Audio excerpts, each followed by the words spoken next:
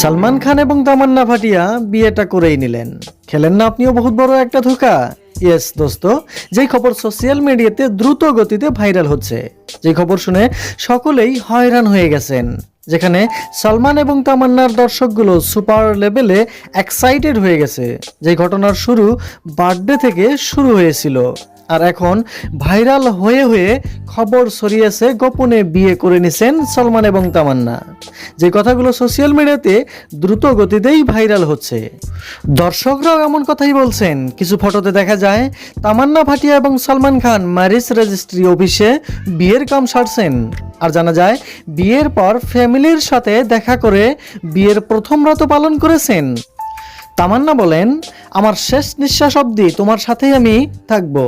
By the way দোস্ত, বিয়েটা সত্যিই হয়েছে কিনা যেটার কোনো খবর কোনো নিউজ পোর্টালেও বাজেনি।